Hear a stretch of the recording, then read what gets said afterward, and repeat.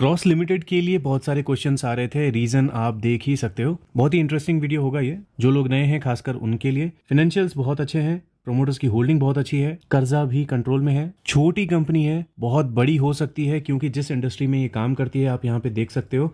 ऐसे बोलने से ये समझ में नहीं आएगा अगर आप ऑटोमोबाइल इंडस्ट्री में बहुत ज़्यादा इंटरेस्ट नहीं रखते हो तो। लेकिन यही सारे इंडस्ट्री के स्टॉक्स होते हैं जो अब बहुत ज़्यादा आगे जाते हैं। मैंने पिछली कुछ वीडियोज़ में भी बोला है, जो गाड़ियाँ बनाती है कंपनीज उनसे ज़्यादा प्रॉफिट जो उन गाड़ियों को बनाने में जो पार्ट्स वगैरह लगते हैं उनके मैन्युफैक्चरिंग वाली कंपनीज ज़्यादा कमाती हैं। तो वैसी ही एक कंपनी ये भी है, छोटी कंपनी है लेकिन फिर भी इसमें FII और DII का बहुत अच्छा स्टेक बना हुआ है। सितंबर का डेटा आया नहीं है लेकिन ये तेज़ी हमको कुछ इंडिकेशन ज़रूर दे रही है। अब इसके चार्ट को हम लोग यहाँ पे स्क्रीनर पे नहीं, यहाँ पर देखेंगे कैंडल वाले चार्ट में, तो ज़्यादा अच्छे से समझ में आएगा।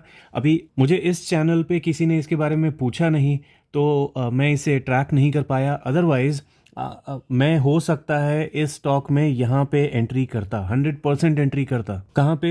160 या 165 के लेवल में 100% मैं अक्टूबर में एंट्री 100% करता। मैं ये ट्रैक ही नहीं कर रहा था क्योंकि मेरी नज़र में ये स्टॉक आया नहीं था। लेकिन जो पुराने सब्सक्राइबर हैं वो इस चीज़ को समझ रहे होंगे रीज़न क्या है।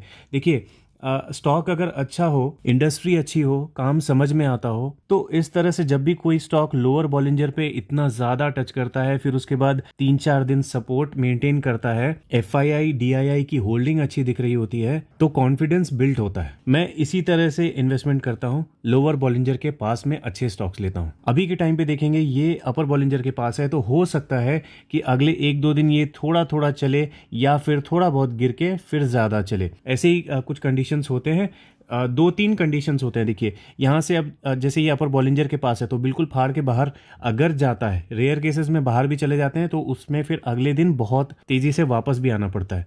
ठीक है, तो ये तो एक केस हुआ। दूसरा ये हुआ कि थोड़ा थोड़ा आपको ऊपर जाता हुआ ये दिखेगा या फिर इसमें सर्किट्स लग जाएंगे, ऐसा कुछ होता है कभी कभी किसी किसी स्टॉक में।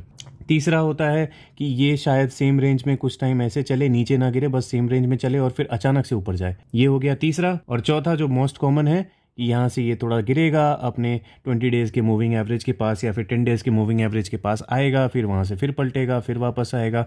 तो इसका क्या पैटर्न बनता है वो हमको आने वाले टाइम में पता चलेगा। हर स्टॉक का टेक्निकल पैटर्न डिफरेंट बनता है, तो इसका पैटर्न अभी बनना बाकी है। लेकिन एक चीज़ क्लियर है कि इस पोजीशन पे मैं बाय नहीं करूंगा, ये मेरे सब्सक्राइबर्स जानते हैं। ओके, मैं अपर बॉलिंजर पे बाय नहीं करता। जिन लोगों को नहीं पता बॉलिंजर क्या है, बॉलिंजर ये एक इंडिकेटर है जो आपको ऊपर और नीचे दिख रहा है। ये जो जोन है ये बॉलिंजर के अंदर का जोन है। अपर बॉलिंजर पे मैं बाय नहीं करता, मैं लोअर बॉलिंजर या उसके आसपास में बाय करना ज़्यादा पसंद करता हूँ। तो अभी फिलहाल ये मेरे से 160 और 165 पे मिस हो चुका है। लेकिन अगर बाय चांस ये W पैटर्न बनाने के लिए नीचे आता है तो चांसेस हैं कि इस लेवल पे ये ना आए, इससे थोड़ा सा पहले ही शायद ये ऊपर जाने लग जाए। तो अगर ये नीचे आएगा तब मैं इसमें एंट्री दोबारा करूंगा।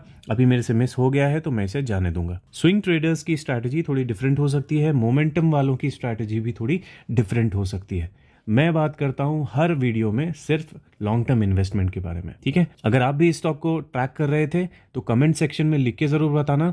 और इस तरह के अच्छे स्टॉक्स जब भी आपकी नजर में आते हैं तो कमेंट कर दिया करो ताकि मुझे भी थोड़ा पता चल जाए। सब्सक्राइबर और व्यूज तो आ नहीं रहे लेकिन अच्छे स्टॉक्स ही मालूम चल जाए तो इस चैनल को बनाने का मेरा मोटिव पूरा हो जाएगा। चलिए, इस वीडियो में इतना ही, मिलते हैं अगली वीडियो में।